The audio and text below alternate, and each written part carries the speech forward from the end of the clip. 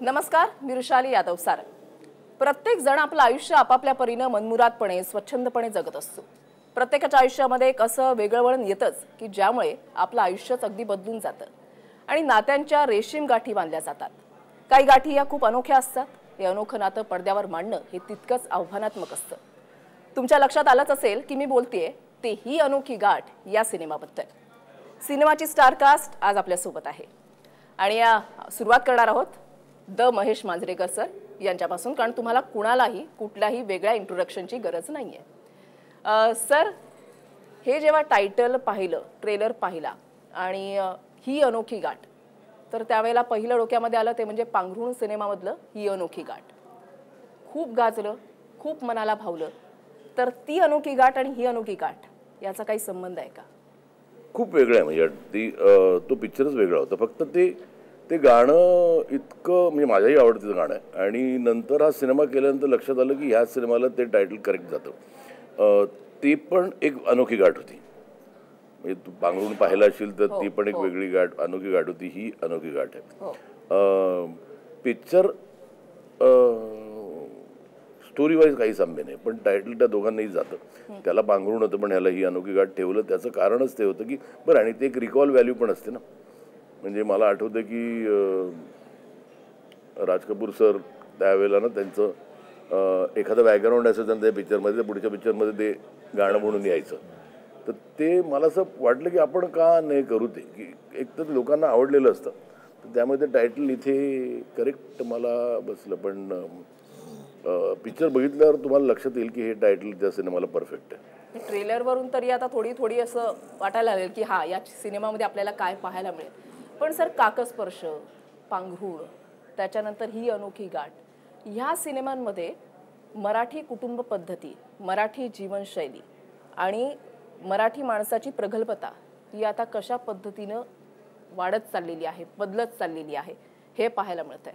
तर याच्यामागे काही स्पेसिफिक कारण की ह्या सिनेमांमधून किंवा आपल्याला अशाच थाटणीचे चित्रपट जे आहेत ते प्रेक्षकांच्या समोर मांडायचे? असं काही नाही. बरं, एक काय असतं की तुम्हाला जे जगता, आजूबाजूला बघता, तेच तुम्हाला सिनेमात रिफ्लेक्ट करायला आवडतं. आणि मी सिनेमा लिहिताना मी तो बघत असतो की आजूबाजूला काय चाललंय. आणि कुठेतरी ना एक आपलं जी कल्चर होतं, जे आपण वाढलो, ते आत्ता थोडं बदलायला लागले. म्हणजे नातेसंबंध पण बदलायला लागलेत. तर त्यावेळेला मला हा सिनेमा करायचा हेच वाटलं की आपण आज खूप इंडिपेंडेंट झालो होतं आणि ते व्हायलाही हवं.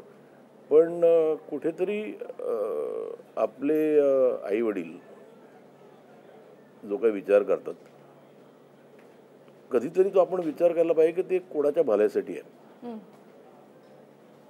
हल्ली आपण एक रिबेल एक यायला लागला आहे यूथमध्ये.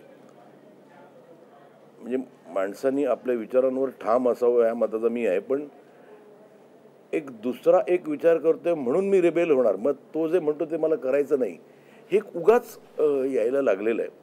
जे मला वाटतं ह्या सिनेमातनं मला दाखवायचं होतं की कधीतरी थोडासा पॉज घेऊन विचार करणं गरजेचं आहे की तुम्ही आयुष्यात जे निर्णय घेता ते का घेताय. म्हणजे ह्या कारणासाठी घेताय की तुम्हाला ते पटतात म्हणून, की ह्या कारणासाठी घेताय की तुम्हाला कोणाच्या विचारांशी वर रिबेल करायचं. तर ते थोडंसं ते करायचं होतं मला. कारण आमचा असा झालाय ना लोचा थोडासा, की आम्ही तेही बघितले आणि हेही बघितले, and we are caught in no man's land. म्हणजे आम्हाला आमच्या काळचे ॲडव्हान्टेजेसही कळत आहेत की, आणि आत्ताचं लोकांचं ना सगळं इझी मिळायच्या ह्यामुळे ना काय झालंय ह्याचं नुकसानही कळतंय. बरं, मी कोणाला सांगायला गेलो तर ते असे बघतात माझ्याकडे की हा कोण आहे, एलियन, याला काय. म्हणजे एक छोटीशी गोष्ट ग, मला पोस्टमनचं खूप अप्रूप आहे ग. आजच्या पिढीला पोस्टमन म्हणजे कोणतेही माहिती नाही. बरोबर. तर हे मला ना पटतच नाही. म्हणजे मला आजही वाटतं की मला जो भवरा फिरवता यायचा आणि हातावर घ्यायचा, ही गंमत आजच्या मुलांना नाही आहे. ते बेब्लेड करून ते सगळंच रेडीमेड झालं का, आणि एका क्लिकवर मोबाईलवर. म्हणजे तुम्हाला हवा तो गेम तुमच्या मोबाईलवर मिळतोय, डोळ्यांना ताण आहे, शरीराला नाही. म्हणजे कसं आहे कम्युनिकेशन, म्हणजे कसं ना माणूस कसा आळशी होत चाललाय. सगळंच ऑन अ प्लॅटर. आम्ही आयुष्यात खूप ठिकाणी जायचो, ॲड्रेस आम्ही कमी पोचायचो की तिथे. आता तुम्ही लिंक पाठवा, नाही तर मला पोचता येणार नाही. म्हणजे तुम्ही हे बंदच केलं ना, की एखादा ॲड्रेस आपल्याला जायचं कुठेतरी, हल्ली तुम्हाला लोकेशन पाठवा, नाही तर होत नाही. आम्हाला कुठं होतं लोकेशन? गुगल बाबा की जय हो. नाही, आणि इव्हन म्हणजे तो म्हणतो त्याप्रमाणे जे आपण जेवण वगैरे कधी काय मागवतो तेव्हा ते घेऊन येणारे जी मुलं असतात ते तुम्हाला खालून फोन करतात की मी असं असं इथे आहे, तुमची बिल्डिंग कुठे आहे. तर मला त्यांना सांगायचं आहे की तुम्ही मुंबईत आहात, तुम्ही असं सरकलात ना तरी 4 माणसांना धडकाल. बरोबर. एवढी इथे माणसं आहेत आपल्याकडे, एवढे पानवाले आहेत, अजून पण आहेत ना. एक विचारा ना जरा उतरून की ही जागा कुठे आहे, वॉचमनला कुठल्या ते तरी. कष्ट नाही कोणाला घ्यायचे. मला हा ॲटिट्यूडच कळत नाही. आता कोणाला सांगा तुम्ही पाट आहेत का, त्याचे बघतात ना आमच्याकडे की अरे पटकन मिळतं ना. कॅल्क्युलेटर काही फोनमध्येच असतं. पण त्या फोननी किती लोकांची दुकानं बंद केली आहेत माहितीये का? कॅल्क्युलेटर बंद केलंय, तुमचा अलार्म क्लॉक बंद केलाय, रेडिओ बंद केलाय, ट्रान्झिस्टर बंद, सगळं, टीव्ही पण बंद केलाय. म्हणजे ओव्हरऑल या सिनेमामध्ये महेश मांजरेकरांनी जे आपल्या उभ्या आयुष्यामध्ये पाहिलंय, अनुभवलंय, नाही ते आणि एकूणच मानवी जीवनशैली. एक्झॅक्टली. मला काय वाटतं ना की आम्ही लहानपणी आम्ही वडिलांनी सांगितलं, आपल्याला वाटतं की हे का सांगितलं, आमचं काहीतरी भलं आहे. हल्ली वडिलांनी सांगितलं तर म्हणतं की हे मला नाही करायचं. म्हणजे थॉट प्रोसेस पण नाही येतो. पण त्या ह्यातनं अशाच एका इन्सिडेंटमधनं निर्माण झालेला हा एक सिनेमा आहे. म्हणजे थोडक्यात त्या जनरेशनची आणि आजच्या जनरेशनची एक थोडीशी कॉन्फ्लिक्ट, म्हणजे 2 व्यक्ती, एक त्या जनरेशनचं आणि या जनरेशनचं जर का एकत्र आले तर काय घडेल, असं थोडक्यात आम्ही सांगायचं. मी त्याच मुद्द्यावर आता येणार होते, कारण हा ट्रेलर पाहताना सुरुवातीलाच श्रेयसच्या तोंडातलं एक वाक्य आहे, ते म्हणजे वादळात भरकटलेली नावही किनाऱ्यावर लागते, कारण किनाऱ्यावर कुणीतरी खास असतं. तर या सिनेमामध्ये कोण खास आहे आणि काय खास आहे श्रेयससाठी, ते तर ऍक्च्युली सिनेमा बघितल्यावरच तुम्हाला कळेल. जसं मी म्हणालो थोडीशी हिंट, 2 जनरेशनचं हिंट वगैरे नाही, कारण म्हटलं जसं 2 जनरेशनचं जे काय एक प्रॅक्टिकल अप्रोच आहे आणि एक थोडा इमोशनल अप्रोच आहे. दोघांनाही लग्न करायचं नाहीये फॉर डिफरंट रिझन्स. मग अशी दोघं माणसं, व्यक्ती जेव्हा एकत्र येतात लग्न करून, तेव्हा नक्की काय घडतं त्यांच्यामध्ये, आणि मग कोण कोणाला खास वाटतं. म्हणजे मला ती खास वाटते की तिला तिचा दुसरा जो मुलगा आहे ज्याच्यावर तिचं प्रेम आहे तो खास वाटतोय, की तिला मग मीच खास वाटतोय. हे नक्की काय घडतं हे थोडक्यात सांगायचा आम्ही प्रयत्न केला. आणि मला वाटतं तीच गंमत आहे त्या विषयाची, त्या मांडणीची. That is the fun of it all, की आपल्याला म्हणजे कधी कधी काही गोष्टी माहिती असतात तरीसुद्धा ते कसं सादर होतं आहे, ते कसं एक्झिक्यूट केलं आहे, त्यांनी कसं मांडलं आहे, ती गोष्ट कशी सांगितली आहे, हे बघण्यासाठी म्हणून आपण ते बघत राहतो. आणि त्या मांडणीमध्ये गौरीचा जो एक सर रोल दाखवलेला आहे तुम्ही, म्हणजे पुन्हा एकदा सॉरी पण कंपॅरिझन थोडी करावीच लागणार. पांघरुणमध्ये एक खूप तो एरा तुम्ही खूप वेगळा दाखवलेला आहे. त्याच्यामध्ये असलेली एक मुलगी, निरागस मुलगी, तिचं खूप वय जास्त असलेल्या माणसासोबत लग्न होतं, आणि आताची मुलगी जी आज्ञाधारी आहे, वडिलांचं ऐकते, आई वडिलांना मान देते, रिस्पेक्ट देते, आज्ञाधारी आहे, मात्र त्याच वेळेला ती तिचं मत मांडणारी मुलगी तुम्ही गौरीला दाखवलेला आहे. तर गौरी, हा फरक तुला कसा वाटला पडद्यावर मांडताना? पांघरुण जेव्हा आम्ही केला तेव्हा तो जुना काळ दाखवायचा होता, त्यामुळे तिथे म्हणजे त्या काळी मुलींना काही से नव्हताच. पण आजच्या जनरेशनमध्ये जसं प्रत्येकाला स्वतःचं मत आहे, तसंच कॅरेक्टर आहे जे स्ट्रेट फॉरवर्ड आहे, तिला स्वतःची मतं आहेत आणि ती व्यक्त करते. तिला डान्स पण करायला आवडतो. आणि आजकाल म्हणजे आजच्या पिढीला बाबांनी ओरडलं की नाही आवडत, पण मला असं वाटतं आजच्या पिढीने हा सिनेमा पाहिल्यावर त्यांना कळेल की ते चुकीचे नसतात, त्याच्या मागे काहीतरी चांगलं इंटेन्शन असतं. म्हणजे ओव्हरऑल हा सिनेमा सुद्धा गौरीने खूप एन्जॉय केला. हो, खूप. सर, ही स्टारकास्ट का, याच्या मागे काही खास कारण होतं? मी हा जो सिनेमा लिहिला ना, आणि तुम्हाला असा मग झी म्हणाले आपण करूया, मग अचानक तुम्हाला पहिलं नाव आलेलं श्रेयस समीर, त्याला फोन केला आणि फोनवरच ऐकलं. म्हटलं ऐकतो की, तू म्हणलं काय आहे गोष्ट ती. बसून मला आठवतं कुठे बसलेलं ते, पण आमच्या त्या पार्किंगमध्ये बसून मी त्याला फोनवर ऐकवली. आणि तो म्हणाला डन. आणि I think within 1 week's time we were on the floors. आम्ही महाबळेश्वरला गेलो, छान एक मस्त लोकेशन होतं म्हणजे. आणि ह्या पिक्चरचं शूटिंग ना इतकं कम्फर्टेबली झालंय ना की त्याला काही तोड नाही. तर ते काय असतं की मला तेच हा पिक्चर का म्हणजे मला अजूनही तो हे होतं की हल्लीचं काय झालं माहिती आहे ना, मुलांना ना आता वेळ नाही, त्यांना घाई आहे कसली, हे सगळंच रेडीमेड मिळतं ना. मग एखादा काय म्हणतात तू फॉल इन लव्ह ऑल्सो, ते म्हणतात की बघ ते थांबत नाहीत की आपण खरंच प्रेमात आहोत का, करून बघू. बरोबर, करून बघू बघा चलता है क्या. बरं त्यांचं एक लॉजिक आहे. मला एकाने सांगितलेलं की आम्ही चप्पल घ्यायला जातो तरी आपण 3 दुकानात जातो.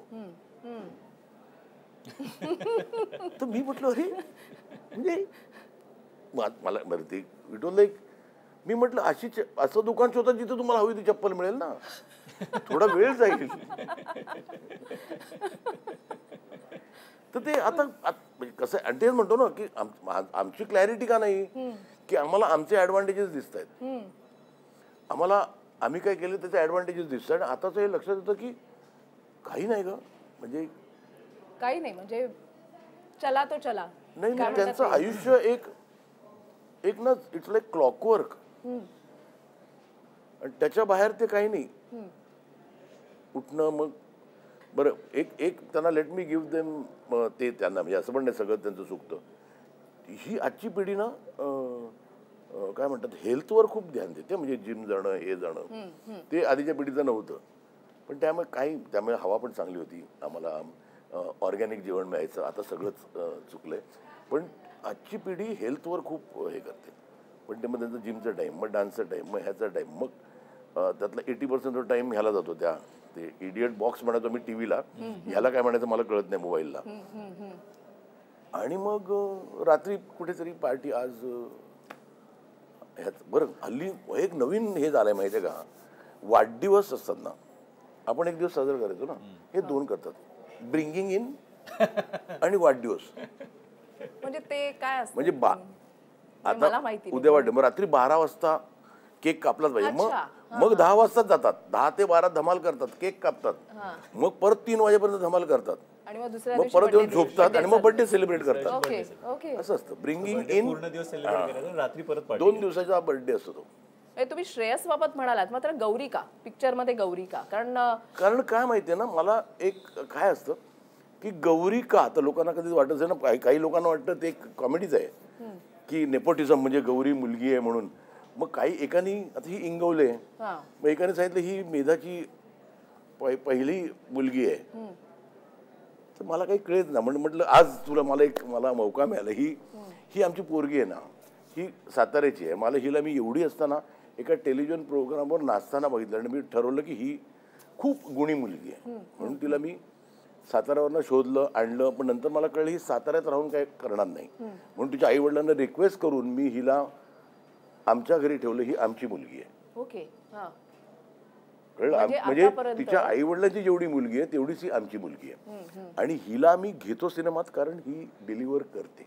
म्हणजे हिचं पांघरून तुम्ही बघितलेलं आहे, टॅलेंटेड आहे. हा. आणि काय माहिती ना की अजूनही ते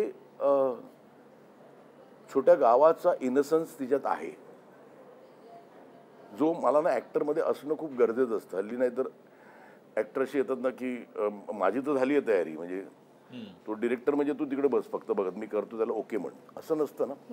आज हिचं काय असतं की she is ready to be moulded, she is ready to be told की काय करायचंय. आणि हा रोल तर अगदी करेक्टच होता तिला. बरं माझं थोडंसं सिटी बेस्ड फिल्म नाही आहे, आणि मला तिचा तो इनसन्स, त्या साताऱ्याची आहे ती, साताऱ्याचा इनसन्स हवा होता मला त्याच्यात, आणि तो करेक्ट होता. बरं तोच इनसन्स मला पांघरूणमध्ये हवा होता. म्हणजे आज माझ्याकडे समजा मुलीचा रोल आहे, खूप अशी सिटी ब्रेड, आता लंडनवरून आली, मी हिला नाही घेणार. पण ह्या रोलसाठी तिच्या इतकी परफेक्ट कोणी नाही. बरोबर. आणि कोणी काही म्हणू दे की महेश आपल्या मुलीला घेतो, ती माझी म्हणजे ॲडॉप्टेड पण ऑफिशियल पण ॲडॉप्टेड मुलगी आहे, पण ती माझ्या मुली इतकीच मुलगी आहे. बरोबर. आणि मला काही फरक पडत नाही, मला नेपोटिझम नावाने गप्पा मारलं तर मला तिच्या आई वडिलांचा आशीर्वाद मिळतो ना, बस झालं. तिच्यामधला ना एक सर गुण जो तुम्ही हिरून कदाचित तुम्ही काय म्हणतात ज्याला हात लावाल त्याला सोनं कराल असं तुमची ओळख आहे इंडस्ट्रीमध्ये.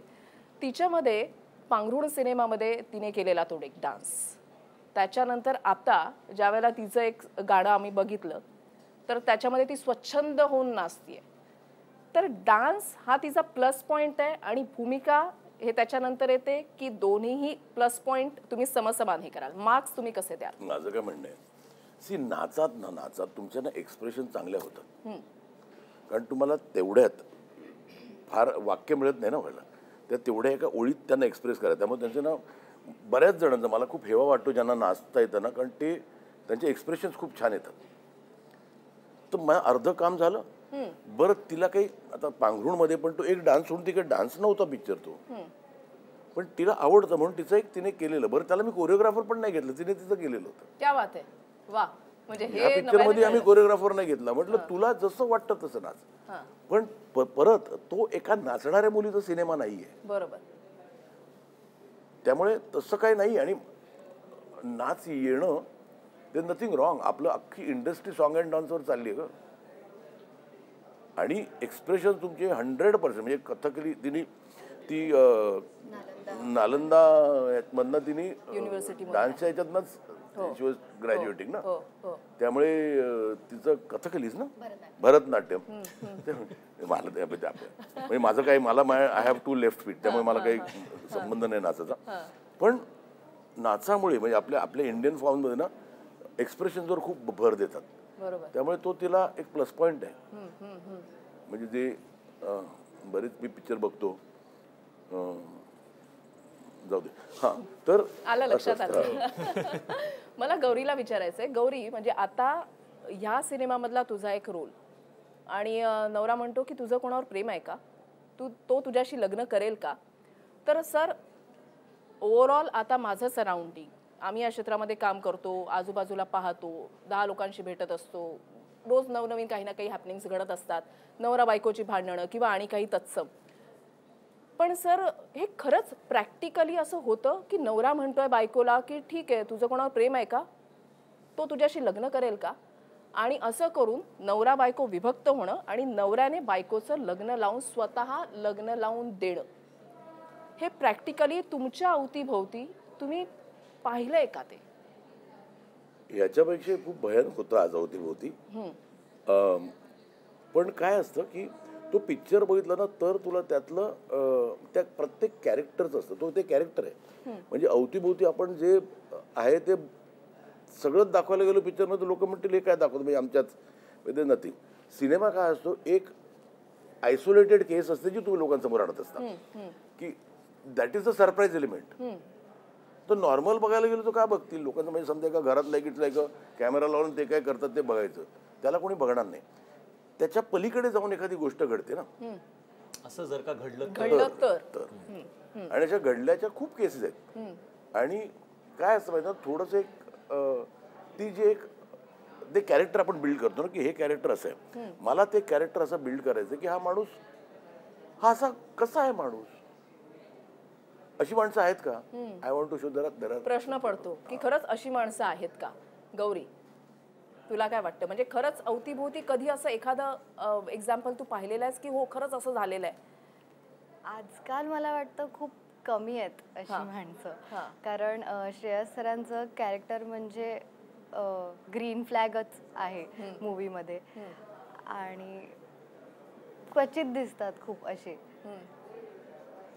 श्रेयस हे शब्द आता हल्ली ऐकायला, ग्रीन फ्लॅग, रेड फ्लॅग, कॅरेक्टरमध्ये ग्रीन फ्लॅग आहे टॉईंग असं झालं माझं एकदम. बट नाही, जसं महेशा म्हणाल त्याप्रमाणे इट इज अ स्टोरी, आणि हे असं घडलं तर, असा व्यक्ती असला तर तो काय करेल. आणि प्लस महेशा म्हणाल त्याप्रमाणे की it is in context of the story. त्या गोष्टीमध्ये त्याच्याबरोबर जे घडतंय, ज्याच्यामुळे तो लग्न करतोय, आणि तसं झाल्यानं म्हणजे अजून काही घटना घडतात, तसं झाल्यानंतर तो एका स्टेजला फायनली येतो, आणि मग तो असा निर्णय घेईल का, तो बायकोला असं सांगेल का, मग सांगेल तर तो का सांगेल, बरोबर. U know. सो असं जसं फॉर एक्झाम्पल मी जेव्हा तो झीचा शो करत होतो माझी तुझी रेशीमगाठ, तर त्याच्यानंतर आम्हाला एक कुटुंब येऊन भेटलं आणि त्यांनी सांगितलं की आमची एक्झॅक्ट सेम स्टोरी आहे, की सिंगल मदर, तिला मुलगी, आणि मग एक असा धनाढ्य बिझनेसमॅन आमच्या आयुष्यात आला आणि त्यांनी त्याला तसंच त्या मुलीला स्वीकारलं जसं त्याची स्वतःची मुलगी. सो अशी घटना घडली, आम्ही ती गोष्ट म्हणून मांडत होतो. सो असे अशा व्यक्ती आहेत आणि ते करतही असतील आणि केलंही असेल त्यांनी.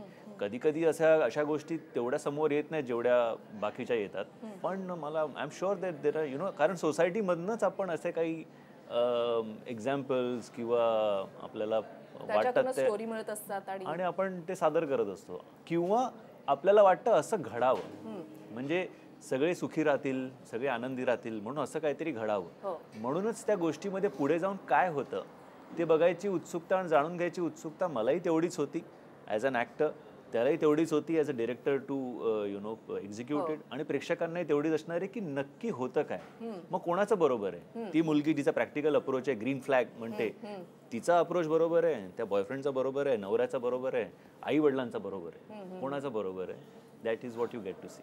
आणि दुसरं काय होतं माहिती ना, की जराचे एखाद्या सोसायटी मधली ऑड स्टोरीज आपण घेतो सिनेमामधला, बरोबर, कळलं की रे असं झालं तर आपण घेतो ना.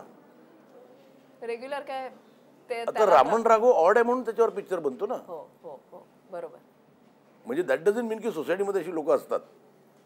ती एक आयसोलेटेड केस आहे. बरोबर बरोबर. कळलं. किंवा म्हणजे दंगल मधली मुलगी, तिची गोष्ट का घेतो असं काही की इन जनरल अशा नाही घेत. आज मला खाशाबाज का बघायला आवडेल, बरोबर, मला ती गोष्ट वेगळी आहे ना, ती it is not a common गोष्ट जी सगळीकडे होते, की एक असा नॉर्मल माणूस कसा मोठा होतो.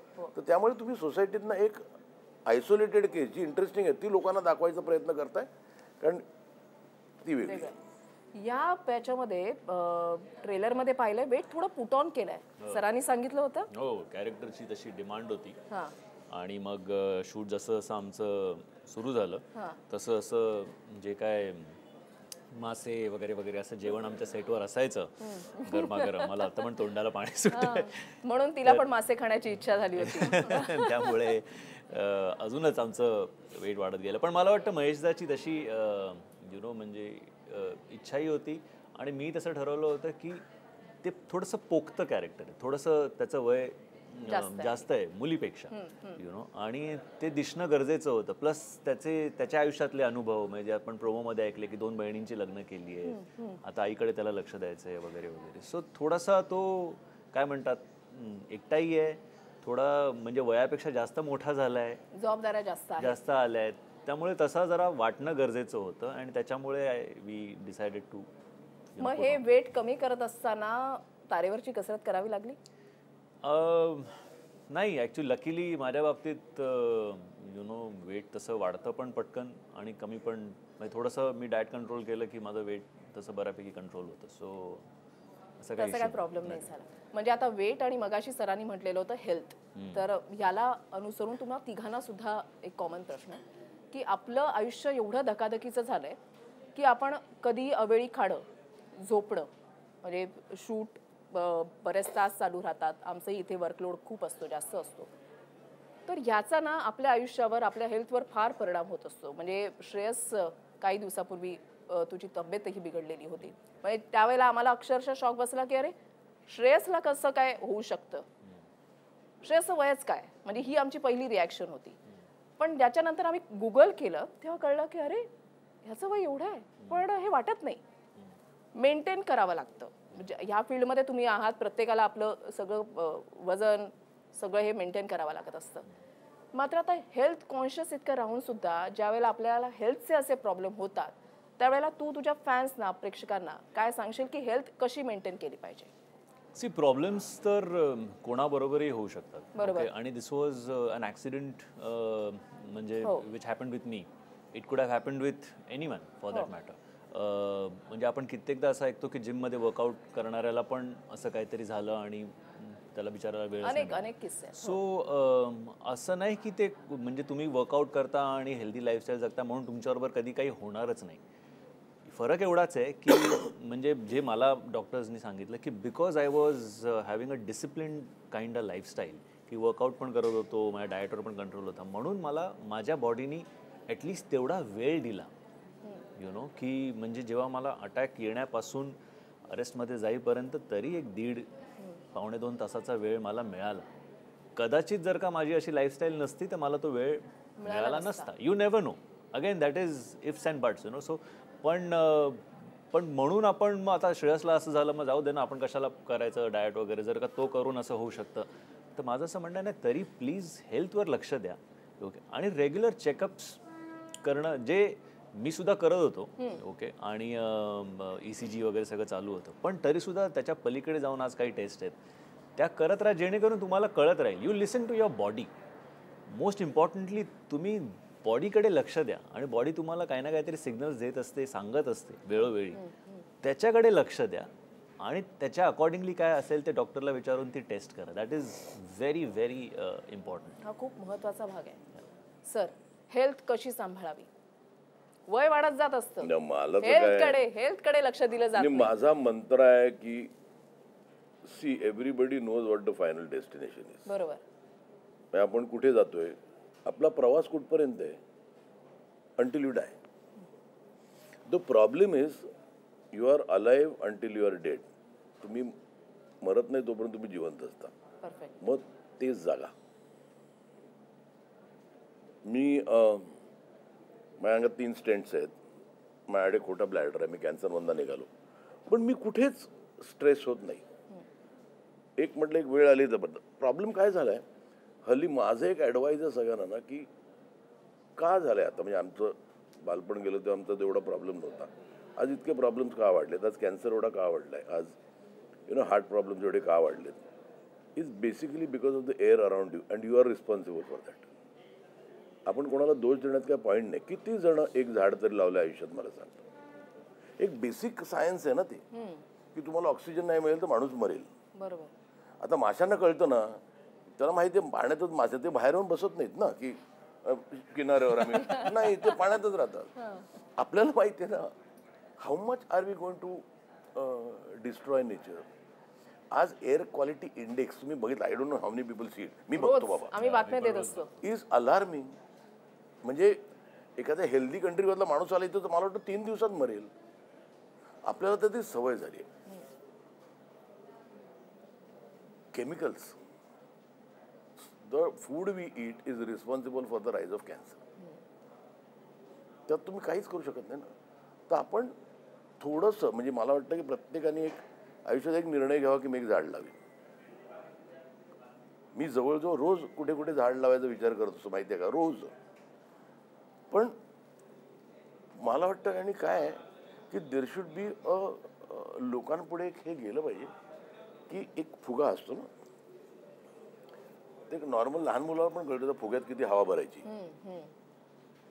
एका पर्टिक्युलर टाइम तो फुटतो. मुंबई ही फुटण्याच्या पलीकडे, म्हणजे फुटण्याच्या पलीकडे आता.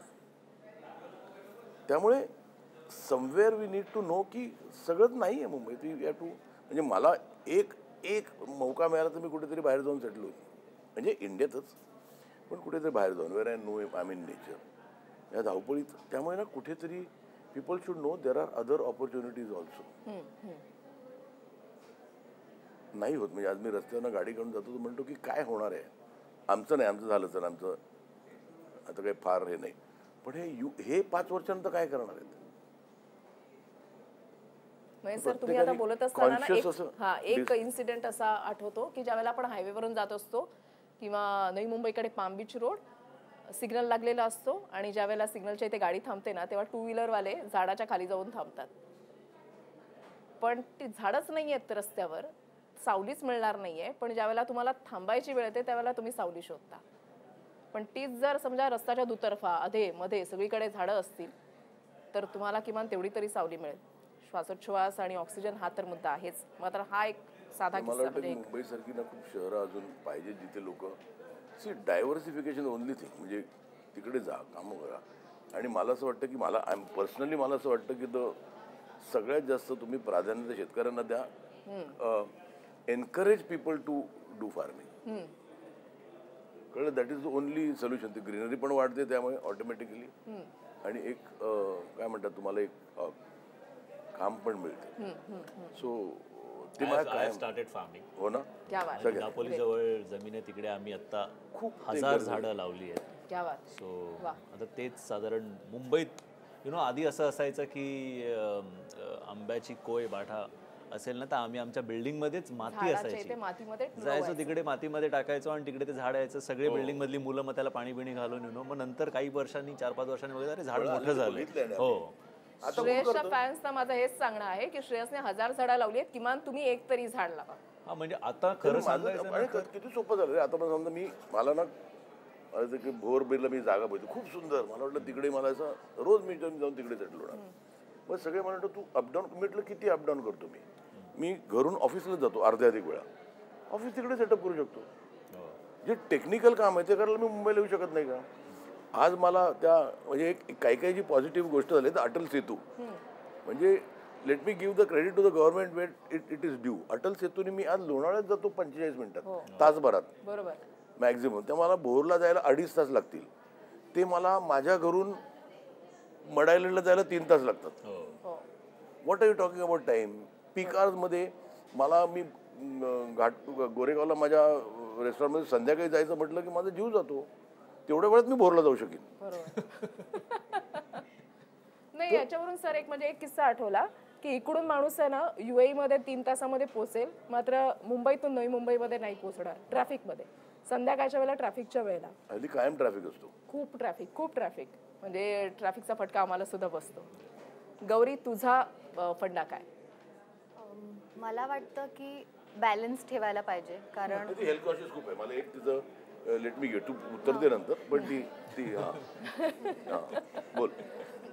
बॅलन्स ठेवायला पाहिजे. काहीही अति केलं की काहीतरी त्याचं नुकसान असतंच. पण जंक फूड आता आपण खातो, आपल्याला सवय असतं, पाणीपुरी खातो, हे खातो, पण ते पण कधीतरी खावं असं मला वाटतं. पण मग वर्कआउट डबल करा, बरोबर असं मला वाटतं. नाही, खूप छान आहे.